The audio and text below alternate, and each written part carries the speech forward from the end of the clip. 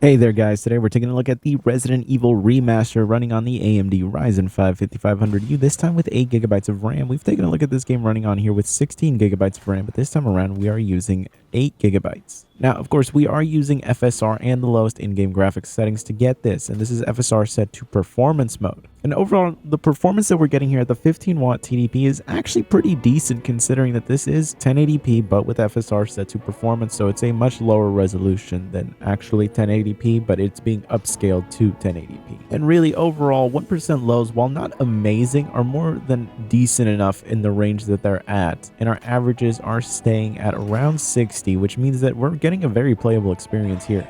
Unfortunately, we do have to have the graphics settings set to their lowest, and FSR is doing a lot of the heavy lifting here. But you can actually see that the GPU itself is fully maxed out here, and we're hardly touching the CPU at all. So the level of performance that we're getting here is really decent, even though we are very still GPU bound here, though the CPU is also being utilized here, but it's not a multi-threaded game really, so it's just using pretty much just a single core, at least with the settings that we're running at right now. But it is more than a decent enough result, and I think most people would be very satisfied with this. But of course, we can try to raise the TDP and see if that can boost the performance here. And the 25-watt TDP really doesn't end up giving us too much of an uplift really. 1% lows are all well within the same range, and our averages aren't really seeing much of an uplift at all. But still, the level of performance we were already getting at the 15-watt TDP was more than good enough. So this is just a little bit of a boost, and if you don't have the headroom to turn up the TDP, you're not losing out on much. But if you do have the cooling capacity for it, might as well get those extra FPS out of this. In general though, I just wish that the game wasn't as finicky when it came to the settings, because I tried to also test out 720p. Unfortunately, the game really did not like me adjusting the resolution at all. Every time I would try to change it, it would pretty much end up freaking out on me. But you really don't need to drop the resolution to continue to play the game. You can play it at 1080p, just, use FSR. Yeah, it doesn't look amazing, but neither does running natively at 720p anyway. So you might as well just use this, especially because the game, at least for my system, was just really fighting me anytime I would change the resolution. Like, I would try to change it, the screen would go black, then it would revert back to 1080p. I couldn't see it at 720p. I don't know if it's anything to do specifically with this individual system itself, or the game in general just didn't like that.